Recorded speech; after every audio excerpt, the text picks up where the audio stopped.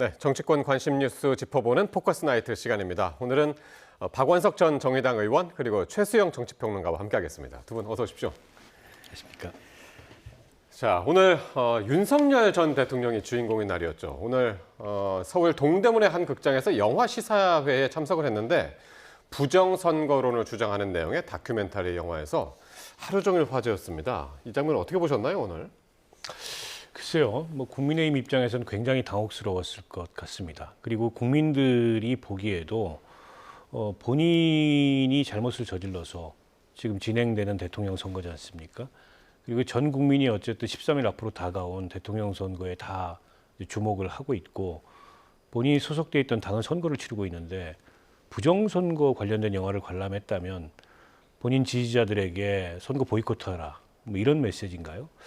근데 그런데다가 탈당으로 국민의힘에서는 약간 한숨 돌렸다 이런 분위기가 있었는데 또다시 저렇게 이제 언론과 이제 국민의 시야에 윤석열 전 대통령이 등장을 하면 사실은 김문수 후보가 수도권 전역을 돌면서 선거운동을 열심히 해봐야 그걸 그냥 고스란히 까먹는 그런 효과를 나타낼 수밖에 없거든요. 그래서 오죽하면 오늘 국민의힘 내부에서는 차라리 구속시켰으면 좋겠다 이런 얘기까지 나오지 않았겠습니까? 사실 그 김문수 후보 입장에서는 지금 발걸음이 굉장히 무겁고 바쁜데 전 대통령이라는 분이 도와주기는커녕 오히려 지금 국민의힘이나 김문수 후보 앞길을 막아서는 그런 상황이고 본인이 어쨌든 내란죄 피고인으로 재판을 받는 상황이면 자중해야 됩니다. 반성해야 됩니다. 근데 조금의 자중도 반성도 없는 저런 후안무치한 모습을 여전히 보인다는 게 여전히 자신이 저지른 일에 대해서 정말 이 추후에 사과의 의사도 혹은 자책도 없는 그런 모습을 보이고 있는 게 아닌가 싶습니다. 오늘 행보가요. 지난달 4일, 그러니까 4월 4일에 파면된 이후에 재판 이외의 첫 공개 일정이었는데 그리고 이제 그 대선을 13일 앞두고 있는 그런 상황이고 이 자체의 메시지가 담겼다. 의도적으로 담겼다 이렇게 보일 수 있을까요? 어떻게 보시나요? 담겼다고 굳이 제가 해석을 한다 그러면은 당이 이제 당을 떠난 이후에 지금 보면은 당이 자기와의 거리두기를 하는 거에 대한 서운함 그런 표출 때문에 아마 공개석상에 드러냄으로써 그걸 간접적으로 전달할 수 있었겠다는 생각은 드는데 그래도 안 되는 겁니다. 이건 그러니까 말씀하신 것처럼 재판 일정이야. 그거는 사법적인 지금 그 재판을 받는 과정이니까 그거는 출두한다고 하더라도 왜 이렇게 지금 공개석상에 나타남으로써 본인이 미디어에 노출이 되고 주목을 받는가? 이건 심각히 고려해봐야 될 문제인 게 민주당에서 가장 좋은 선거 구도가 윤석열 대 이재명의 구도로 이 선거를 치르는 겁니다. 그러면 자연스럽게 내란 세력 심판이라는 프레임을 얘기하지 않아도 이미지로 강화하고 그것을 보여줄 수 있는 그런 좋은 소재가 되거든요. 근데 대통령이 가만히 있어도 지금 재판 이외에 침묵, 사실 2주만 이제 침묵하면 될 텐데 굳이 저렇게 휘발성 높은 사실 이슈인 부정선거를 주제로 한 그 영화 시사회에 참석함으로써 오늘도 보십시오. 김문수 후보가 보입니까? 김문수 후보의 오늘 메시지가 지금 뉴스가 됩니까? 그러니까 이 선거는 김문수가 돋보이게 해줘야지 왜 윤석열 전 대통령이 하루라도 이렇게 이 지금 당의 표현을 빌리면은 하루에 1%씩 지지를 올려도 골든크로스가 될까 말까 한 이런 상황에서 윤 전 대통령이 하루를 고스란히 다 이거는 헌납하는 것 아닙니까? 그러니까 저는 그래서 지금 구속 얘기가 나오는 건 이런 거죠.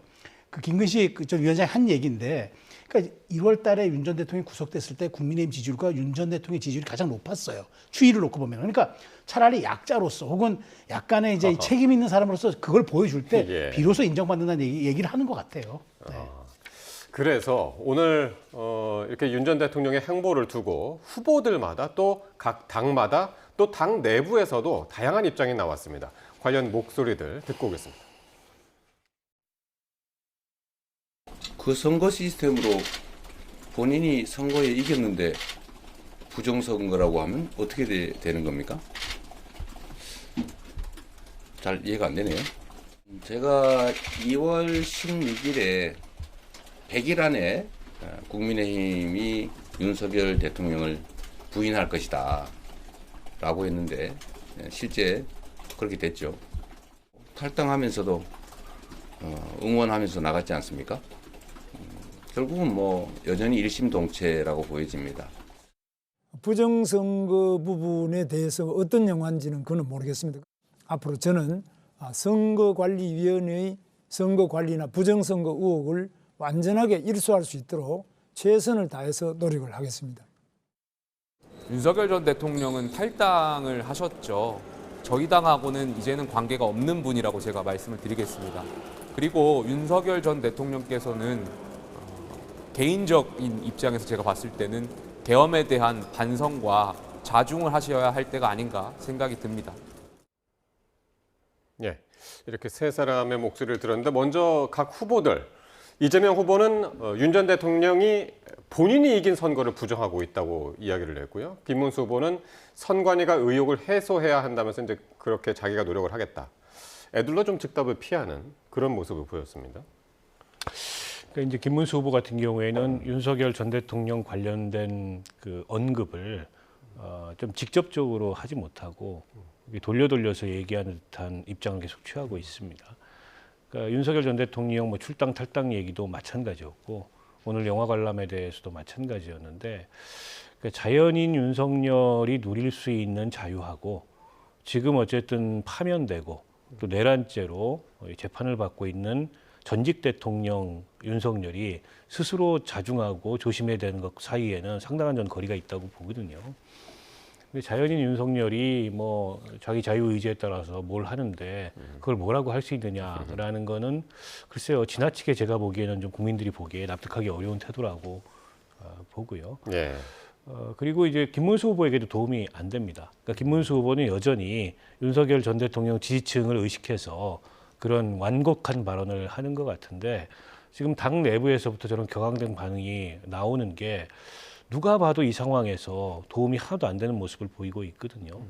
김문수 후보도 윤석열 전 대통령과의 관계에 있어서 조금은 분명하고 단호해져야 예. 어떻게 보면 이런저런 그 빌미를 잡히지 않을 수 있는데 지금까지는 그런 단호한 모습을 보이고 있지 못하다라는 생각이 들고요.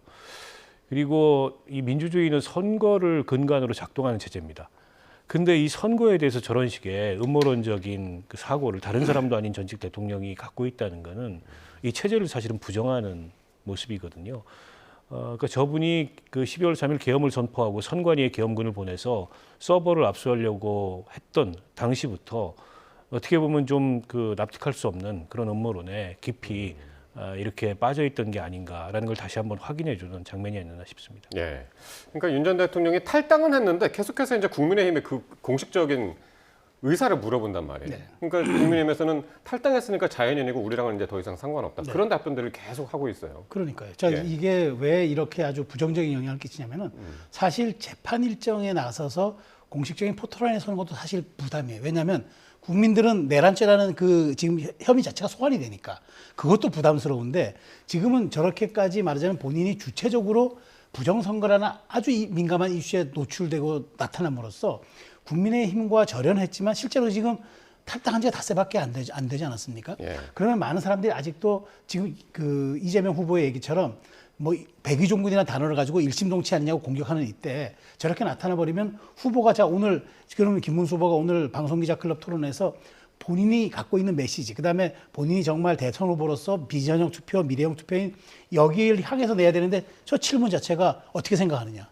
아니 이거 진짜 김문수 후보로서는 아주 정말 곤혹스러운 문제 아니겠습니까? 예. 뛰려고 하면 발목을 잡는데 이 부분은 저는 전직 대통령이 전직 1호 당원 아닙니까? 그러면 당에 대한 무한 책임을 져줘야죠. 그런 측면에서 더더군다나 아무리 그 3년밖에 대통령을 못 하셨다 하더라도 정말 정치를 해보신 분 아닙니까? 그렇다면 이런 민감한 부분들이 어떻게 지금 국민들 민심과 유권자들의 중도 표심에 받아들여질지 예. 한 번쯤 고민해 봐야죠. 저는 오늘 이상으로 남은 13일 기간 동안에는 정말 윤석열 전 대통령이 자중해줘야 합니다. 예. 그래야만 김문수, 이재명 구도로 선거가 진행됩니다. 예.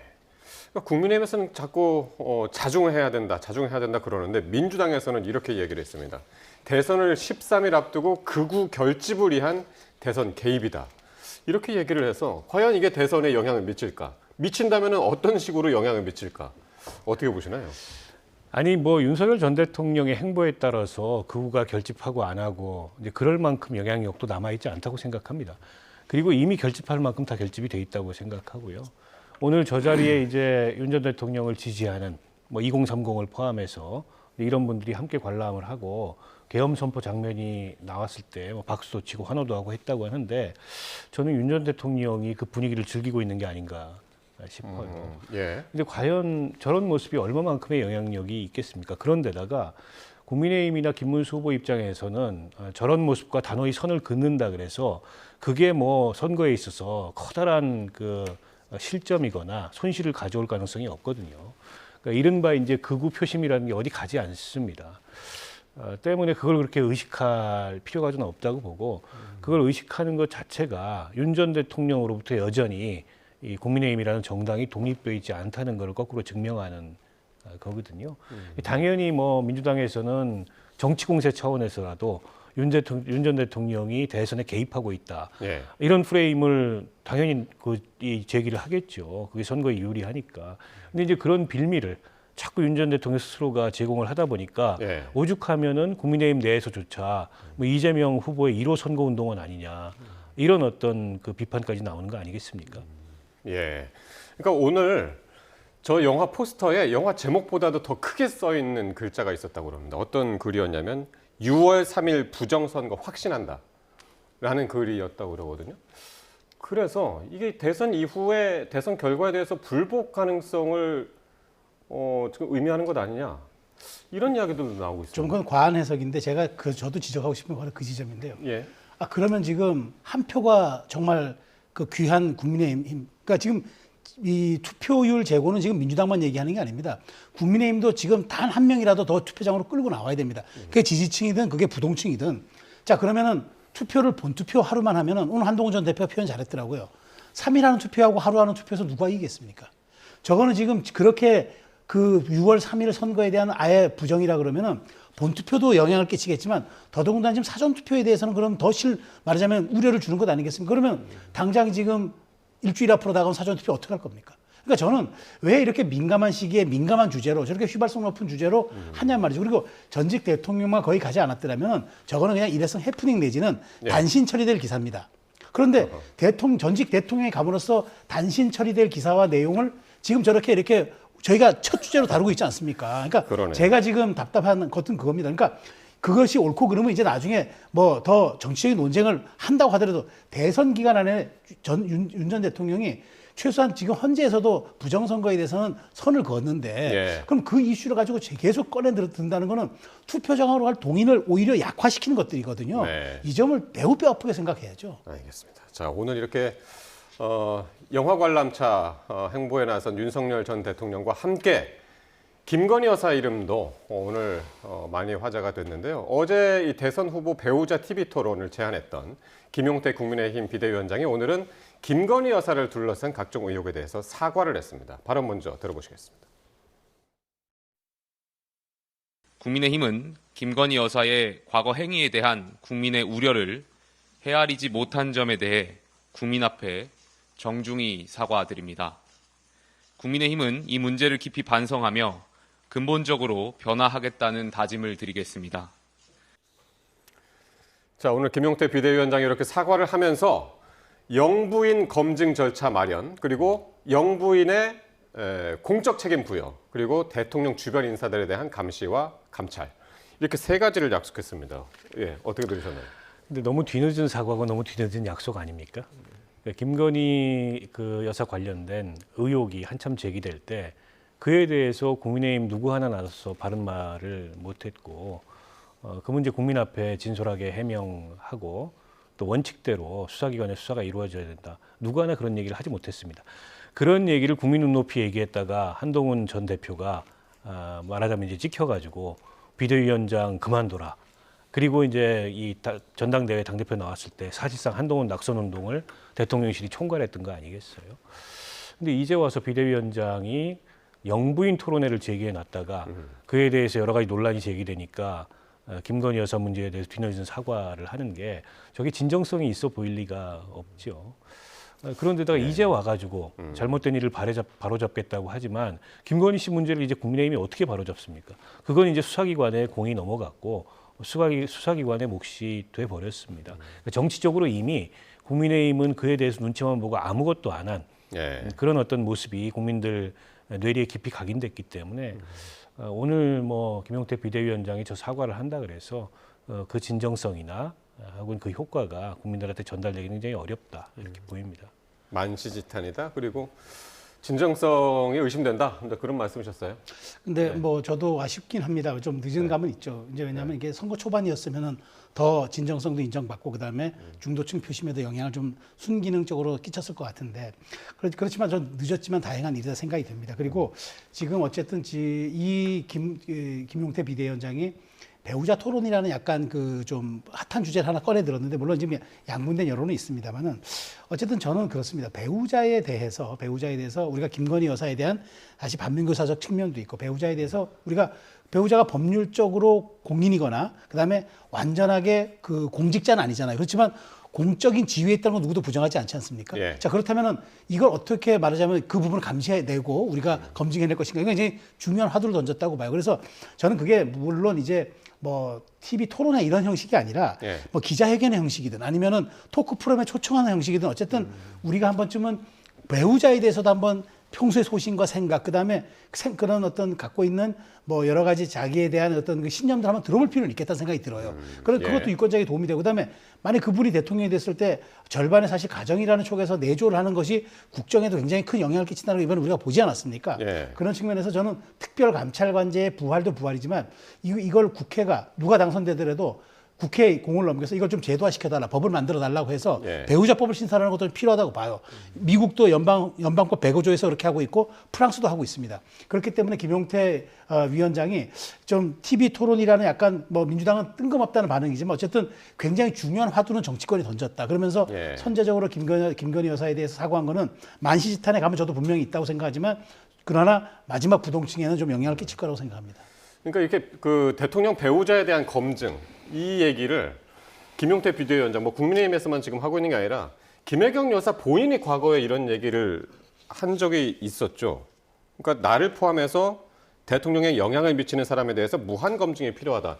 이런 얘기를 한 적이 있어서 이 이야기를 계속 이제 인용을 하고 있단 말이에요, 국민의힘에서. 그런 얘기를 했던 건 사실이고요. 예. 근데 이제 그 검증이라는 것은 이제 언론이 하는 거고 또 국민들이 하는 거죠. 근데 그거를 어쨌든 공적인 역할을 일부 담당하고 있고 또 공적인 성격을 갖는 이제 그런 그 배우자의 지위가 있다 하더라도 공인은 아니거든요. 그런데 그 배우자를 어떤 근거로 무슨 이 토론을 통해 가지고 검증대에 세운다고 얘기하는 건지 납득하기가 좀 어렵고요. 그러니까 미국 예를 많이 드는데 미국은 사실은 공직자입니다. 대통령 배우자가 실제 이제 공적인 역할을 수행하고 공무를 수행하고 그에 따른 예산도 배정돼 있고 공직자인가요? 예, 공인 사실상 공직자입니다. 그런가요? 예. 그러니까 직원도 배정돼 있고 그렇습니다. 예. 우리하고는 이제 성격이 많이 다르고요. 예. 그리고 저도 검증의 필요성을 부정하지 않는데 그 검증은 사실 정당의 몫이라고 생각해요. 그러니까 정당이 자체적인 어쨌든 검증 시스템을 통해서 배우자 관련된 여러 논란을 검증하고 또 국민들이 갖고 있는 의혹을 해소할 필요가 있다고 생각합니다. 그러니까 김건희 씨 논란도 과거에 경선 과정에서도 그 논란이 제기됐거든요. 근데 사실 뭐 그 정당이 그런 검증 기능을 전혀 하지 않았고 또 대통령 영부인이 된 뒤에는 정권 차원에서 어떤 자제도 어떤 자중도 하지 않았거든요. 근데 그로 인해서 빚어진 문제인데 이거를 이제 뭐 대통령 선거라는 장에서 대통령 후보들뿐만이 아니라 그 후보의 배우자들까지 공적 검증에 무대 위에 올려놓고 검증을 해야 된다는 건 좀 과한 주장이라고 보고요. 네. 다만 이걸 이제 제도화시키는 문제, 그거는 아마 이제 대통령이 되고 난 뒤에 대통령의 배우자로서 역할을 수행함에 있어서 여러 가지 이제 제도적 장치를 통해서 조금 더 투명하게 그런 역할을 수행할 수 있도록 하는 건 저도 필요하다고 봅니다. 그건 이제 입법적 과제이기 때문에 여야가 뭐 대선 이후에라도 함께 논의해야 될 문제라고 봅니다. 예.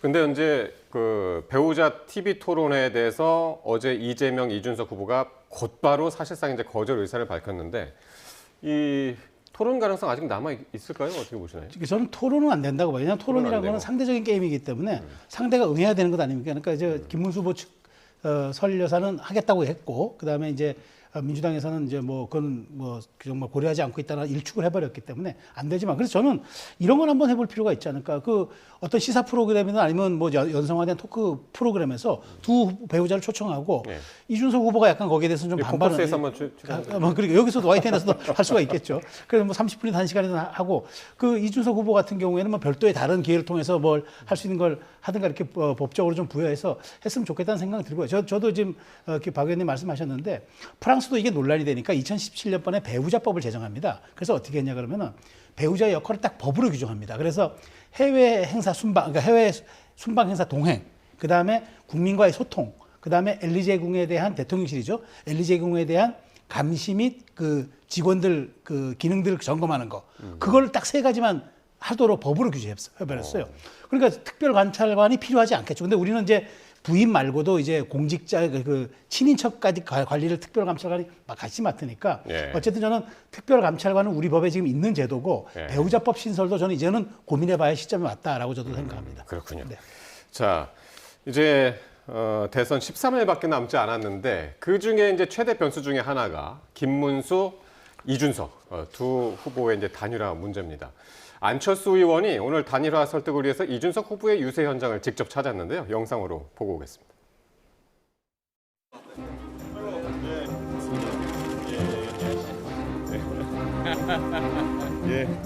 제가 마음속에 담아두었던 그런 이야기들 위주로 가능하면 뭐 이준석 대표 입장에서 도움이 될 만한 그런 이야기들을 주로 나눴습니다.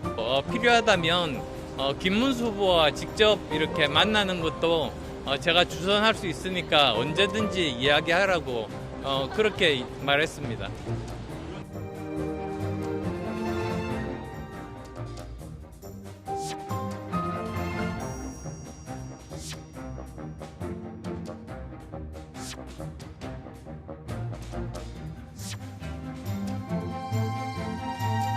전혀 저희는 달라진 점 없습니다. 그리고 아까 말씀드렸듯이 안철수 의원께서 가지고 계신 경험이라고 하는 것이 제가 그 당시에 3년 전에는 완전히 맞상대방 입장에서 다 알고 있었던 내용들인 것은 사실이고, 하지만 그에 대한 관점적인 정도가 좀 차이 나는 그 경험담을 전달하는 거기 때문에 큰 변화는 없다 이렇게 말씀드리겠습니다. 자, 오늘 이제 그 가천대학교에서 이제 두 분이 만났는데 이게 이제 안철수 후보의 지역구잖아요. 예, 또 이제 학교였고 두 분이 참 이제 학교 캠퍼스랑 잘 어울리는 두 분이 이제 거기서 만났는데 일단 그 국민의힘이 이제 전방위로 러브콜을 보냈는데 이준석 후보가 지금 꿈쩍을 않고 있습니다.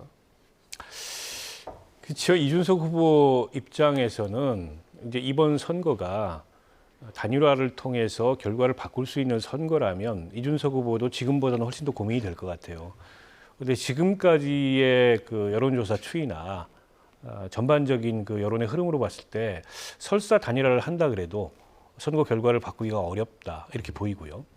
두 번째로는 이준석 후보의 지지층은 이런 방식의 이제 공학적인 단일화 이거에 별로 호응하지 않을 가능성이 굉장히 높습니다. 2030 중심의 지지층인데요. 예. 때문에 단일화 효과도 굉장히 떨어질 가능성이 높아요. 그러니까 단일화를 한다 그래도 이준석 후보의 지지층이 고스란히 김문수 후보 지지로 올라갈 가능성이 없습니다. 그렇게 보면 이준석 후보 입장에서는 효과도 의문시되고 선거 결과도 바꿀 수 없는데 본인이 내걸었던 가치를 본인이 스스로 허물어뜨리면서 즉 네. 이준석 후보는 이번 선거에서 정치 교체, 세대 교체, 시대 교체 이걸 내걸었습니다. 그런데 이제 이 단일화라는 거는 정치권의 낡은 문법이거든요. 그런데다가 김문수 후보하고 이준석 후보는 정치적 그 이 입장이나 세계관에 있어 차이가 굉장히 커요. 특히 이제 윤석열 대통령이 일으킨 어떤 계엄과 또 탄핵 여기에 대해서 입장이 굉장히 상반되는데 이게 어떤 정치적인 유불리에 따라서 단일화를 한다 내지는 누구를 막겠다는 이유로 단일화를 한다라는 거는 이준석 후보 스스로가 내걸었던 가치에 상반되는 일이거든요. 그러니까 이렇게 단일화를 통해서 얻을 이 뭐랄까요 득은 불분명한데 반해서 네. 본인의 정치적 미래를 자칫 위태롭게 할 수 있는 그런 단일화에 응할 가능성이 제가 보기엔 굉장히 낮다고 보고요. 그리고 국민의힘도 이준석 후보를 설득하려면 좀 설득력 있게 설득을 해야 되는데 당위잖아요. 예. 누구를 막기 위해서 우리가 힘을 합쳐야 되는 이건 당위일 뿐입니다. 그런데다가 지금 이준석 후보하고 그 당에 있을 때 구원이 있는 상극 관계라고도 할 수 있는 사람들이 여전히 선거운동 전면에 서 있어요. 권성동 뭐 전 원내대표를 비롯해서 또 누굽니까? 그 단일화 그 추진 단장이 유상범 의원이에요. 예. 국민의힘에. 유상범 의원이 이준석 그 후보가 징계를 받을 때 그 징계위 부위원장이었거든요. 이렇게 상극인 사람들을 앞장세워 놓고 단일화를 하자는 것도 이준석 후보 입장에서는 받아들이기 어려운 이제 그런 상황이라고 봅니다. 그러니까 좀처럼 접점을 찾지 못하고 평행선이 계속 그 달리고 있는 상황에서 시간만 계속 가고 있는데 이게 그 뭐 투표 직전까지 하면 되긴 하는데 이게 또 효과를 높이기 위해서는 또 시한이 또 있잖아요. 그렇죠. 25일입니다. 그러니까 투표용지가 인쇄되기 전에 해야죠. 인쇄되기 전에 해야죠. 그러니까 25일이 투표용지 그렇죠. 인쇄날인 인쇄 거예요. 날이니까. 예. 그러니까 사실은 뭐 그때까지만 하면 되는 거니까. 근데 그래서 통보만 하면 되는 거고 이제 선관위에 대한 얘기만 하면 되는 건데. 예. 근데 이제 며칠 안 남았잖아요. 이제 사실상 이제 3일 남은 셈인데. 그러니까요. 근데 저는 이제 그럼에도 불구하고 저는 가능성이 있다고 보는 이유 중에 하나가 제가 이제 뭐가 이제 물론 뭐 정치는 뭐 상상력의 틀이 있는 거고 그다음에 언제라도 정치는 살아있는 이제 그 정말 생물이라고 우리가 얘기하니까.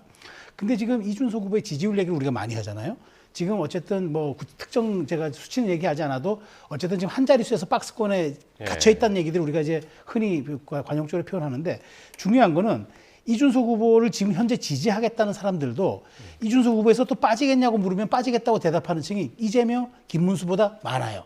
이 얘기 뭐냐면 표의 견고성이 없다는 얘기예요. 예. 이거는 이준석 후보가 굉장히 불안한 요소입니다. 완주하더라도 과연 내 표가 끝까지 5%에서 10%포인트 이상으로 지켜질까라는 본원적 고민을 아마 이준석 후보도 정치인이기 때문에 할 겁니다. 예. 그렇기 때문에 현실적인 가능성을 고려한다 그러면은 이준석 후보가 정말 지금 안철수 의원이 저는 단일화의 어떤 메신저로 온 게 저는 그나마 좀 잘했다고 봐요. 왜냐하면 이준석 후보 입장에서도 그 서로 간에 서로 잘 아는 사람이 와서 그런 예. 내용도 잘 아는 사람이 와서 얘기했기 때문에 예. 오히려 신뢰성을 갖고 있는 거죠. 단일화 선배잖아요. 단일화 선배가 사실 안철수 의원을 대한민국에서 단일화 정치 단일화에 관한 가장 전문성 있게 우리가 또 보는 것도 맞습니다. 예. 네 번 해가지고 3번 성공했기 때문에 굉장히 그 점에 대해서는 뭐 인정할 것도 인정해야죠. 그래서 저는 이준석 후보가 만일 이번 주 금요일 날 정도의 여론조사에서 본인도 여러 가지 좀 한계를 느끼거나 그다음에 김문수 후보의 확장성이 조금이라도 보이는 경우에는 당권 이런 걸 떠나서 나중에 보수 진영의 재구성이라든가 이준석 후보가 당대당 합당을 통해서 내가 그립을 잡을 수 있다고 판단했을 때는 예. 전격전 단일할 수도 있다고 봅니다. 예. 그래서 가능성은 저는 70% 정도 남아있다고 생각합니다. 70% 남아있다. 그렇게 보시는군요. 자, 이런 가운데 자 이준석 후보 측에서 오늘 폭로를 한 게 있습니다. 국민의힘의 친윤계가 당권을 줄 테니까 단일화하자라는 이른바 당권 거래설. 다르게 얘기하자면 당권 회유설. 이런 걸 폭로를 했단 말이에요. 근데 저 내용을 보면 예. 거기 이제 대변인인 분이 자기한테 이제 친윤계 의원들이 그런 식의 전화를 해온다. 그래서 공식적 제안이라고 보기 어렵기 때문에 뭐 당권 거래, 당권 회유라고 보기는 어려울 것 같아요. 그분들이 그냥 개인적 의사를 아니 이준석 그 후보가 단일화해서 들어와가지고 다시 네. 당권 잡으면 되지 않냐. 그때는 우리가 밀어주겠다. 이렇게 얘기할 수 있죠. 근데 그게 마치 국민의힘의 총의가 모아져서 당권을 줄 테니까 뭐 후보 단일을 하자. 실제로 이준석 후보는 네. 그런 제안 자기는 못 받았다고 그런 제안을 얘기를 해온 게 했습니다. 아니기 때문에 뭐 당권 회유, 당권 거래라고 얘기하기에는 조금 과장된 문제라고 보고요. 뭐 그런 얘기를 좀 했을 수는 있을 것 같아요.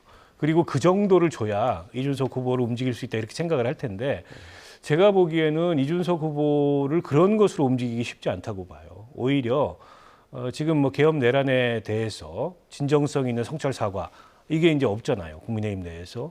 근데 그런 것도 하나의 전제 조건이 될 수 있을 거고 윤석열 전 대통령을 정치적 징계를 포함해서 단호하게 네. 손절을 했어야 되는데 그것도 못한 그것도 이준석 그 대표하고는 좀 맞지 않는 대목일 거고 그리고 뭐 부정선거 음모론 같은 거는 그 이준석 전 대표가 그 당내에서 보수정당 내에서 그걸 네. 축출하기 위해서 굉장히 노력을 했는데 그 당의 일부는 여전히 그런 생각을 가지고 있고 김문수 후보도 오늘 그 방송기자클럽 토론회에서도 그에 대해서 단호하게 거부하기보다는 그런 문제가 있다면 뭐 근절하도록 노력하겠다. 예. 마치 거기 동조하는 듯한 모습을 보였어요. 여러 가지 맞지 않는단 말이죠. 이런 것들이 오히려 해소가 돼야 되는데 그런 더 본질적인 쟁점들이 해소가 안 된 상태에서 예. 뭘 줄 테니까 단일화하자. 이런 걸로는 이준석 그 대표한테 단일화 제안이 먹힐 리가 없다. 이렇게 봅니다. 예. 그러니까 요런 그 당권 거래설 요거를 이제 처음에 폭로한 사람이 이동훈 개혁신당의 수석 대변인, 지금은 이제 캠프 공보단장이고요. 요걸 올렸더니 한동훈 후보가 요거를 그대로 가져와서 자신의 SNS에 그대로 게시하면서 뭐라고 했냐면요. 내가 친윤 구태정치 청산에 앞장설 것을 지금 국민의힘 친윤계가 두려워하고 있다. 그런데 나는 실제로 그렇게 할 것이다. 네. 라고 했단 말이에요. 그러니까 사실 제가 이제 그 공보단장을 맡고 있는 이동훈 전 수석 대변인 제가 잘 네. 압니다. 원래 그 현직 일간지 기자 출신을 정치부 기자를 한 20년 가까이 오래 했어요. 그러다 보니까 아마 굉장히 정치인들하고 인맥이 넓어요. 그래서 아마 이제 그런저런 걸 가지고 이제 본인도 판단했을 수가 있고 또 하나는 공보단장이기 때문에 지금 마지막 단일화 협상이 지금 몰리고 있으니까 이른바 레버리지 협상의 지렛대를 좀 갖고 가지려고 흘리는 것도 좀 있을 것 같고 그다음에 완주 의지를 더 높이는 협상력을 가지는 그런 차원에서 흘렸다고 보는데 이제 한동훈 후보의 반응은 이겁니다. 그러니까 한동훈 후보 입장에서는 사실 이준석 후보가 단일화를 통해서 만일 당으로 들어온다면은 향후 정치 일정에서 굉장히 좀 말하자면 맞상대가 될 가능성이 큰 사람 아니겠습니까? 그런 측면에서 일단 그 경계를 드러내는데 중요한 건 그거죠. 새롭게 펼쳐질 보수 지형에 이준석 후보가 정당한 세력으로 들어온다면 한동훈 전 대표가 어떻게 막겠습니까? 그런데 뭐 당권을 수의계약합니까? 당권이면 누구 준다고 주는 뭐 거래가 되는 그런 뭐 카드입니까? 그게? 100만 당원의 동의가 있어야 되는데 마치 이제 이런 것들이 이제 비춰지는 게 저는 오히려 국민의힘을 내부 싸움으로 몰아가려는 그런 의도가 좀 있어 보이는 그런 얘기고 한동훈 전 대표는 이 얘기를 친윤 무대정치 청산이라는 딱 8글자로 본인은 이제 자신의 선명성을 드러내는 거죠. 그래서 저는 오히려 단일화의 마지막 우리가 주목해야 할 포인트는 이준석 후보의 모습이기도 하지만 이 경우에 단일화 경우에 한동훈 전 대표의 반응도 우리가 또 주목해야 될 포인트가 아닌가 그런 생각이 듭니다. 네. 그리고 또 어떤 일이 있었냐면요. 박지원 민주당 의원이 홍준표 전 시장이 국민의힘 차기 당권을 먹을 것이다. 이렇게 이야기를 했고요. 갑자기 이 대선 이후 당권 이야기가 지금 막 터져 나오고 있습니다. 그러게 근데 홍준표 전 시장 같은 경우에는 어쨌든 탈당했을 뿐만 아니라 정계 은퇴를 선언을 하셨는데 홍준표 전 시장께서 정계 복귀를 할지도 현재로서는 불분명하고 또 돌아온다고 했을 때 다시 국민의힘으로 갈 건지 이것도 불분명한 상황에서 너무 이른 전망이거나 이른 예측이 아닌가 싶고요. 그러나 이제 보수 정당이 만약 이번 대선에서 패배해서 여러 가지 혼란을 겪게 되고 또 그로 인해서 뭔가 새로운 리더십의 필요가 검토될 때 그 하나의 대안으로 논의될 가능성은 있을 것 같아요. 여전히 상당한 정치적 영향력을 갖고 있고 또 상당한 경륜과 이제 중량감이 있는 이런 분위기 때문에 그런 얘기가 나올 수는 있어요. 그러나 이제 홍준표 전 시장만 하더라도 사실은 굉장히 정치를 오래 하셨고 오래된 분이잖아요. 때문에 어쨌든 보수 혁신에 있어서의 뭐 적임자 그런 혁신의 이미지 그런 것들을 홍준표 시장에서 찾기는 어렵습니다. 그래서 아마 박지원 의원께서 굉장히 노련하시기 때문에 지금 이 대선 상황에서 오히려 좀 국민의힘의 자중질환을 불러일으키려고 저런 말씀을 하신 게 아닌가 저는 그렇게 이해가 되고요.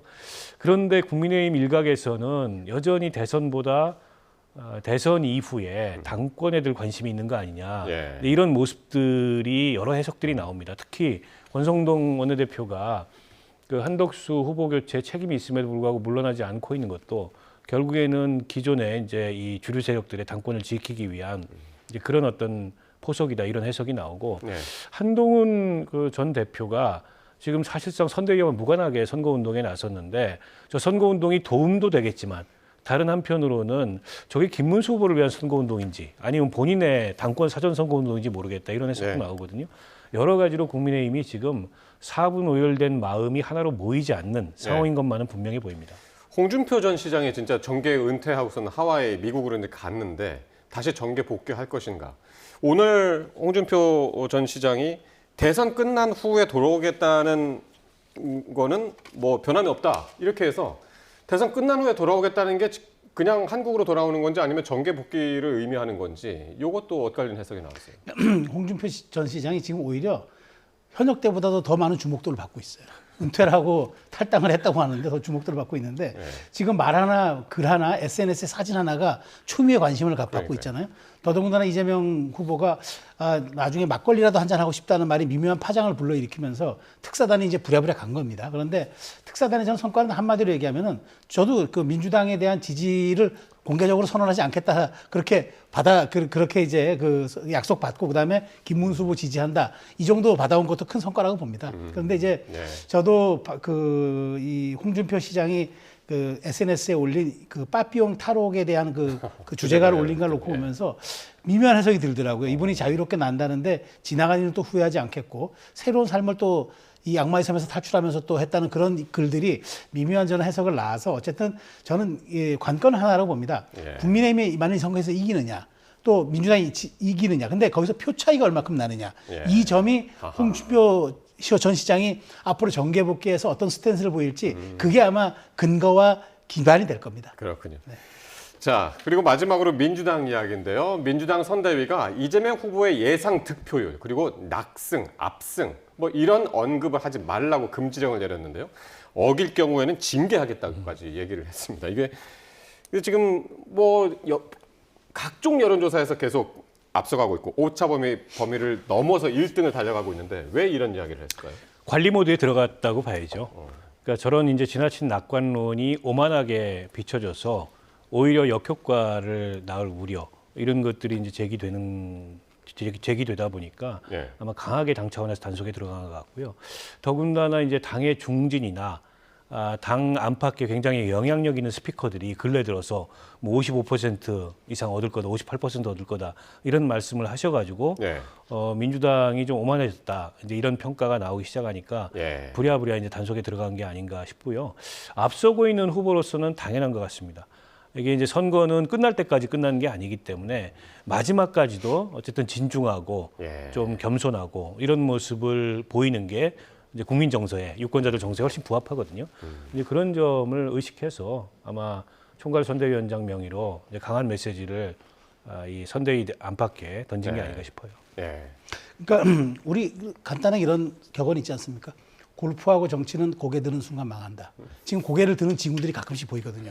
지금 뭐 박지원 의원도 예. 뭐 60% 이상 할 것 이런 얘기들 나오는데 지금 말씀하신 것처럼 50% 60% 얘기가 나오는 순간 어떤 일이 벌어질 수 있냐면은 적극 지지층은 투표를 하겠지만 중도층들은 이완된 그런 지지 의사 때문에 아하. 투표 참여가 의지가 약해질 수 있어요. 예. 그 이완된 것을 차단하겠다는 얘기 같은데 어쨌든 부자 몸조심을 넘어서 민주당도 예. 지금 이 기류가 단일화 이후에는 어떻게 변할지 모르기 때문에 예. 지금부터 관리 모드라고 말씀하셨지만 저는 어쨌든 지금도 아직까지는 끝날 때까지 끝난 게 아니다라는 요기베라의 명언을 알고 있는 것이 아닌가 그런 생각이 듭니다. 예. 끝까지 긴장을 놓지 마라라는 메시지로 두 분 다 해석을 하셨습니다.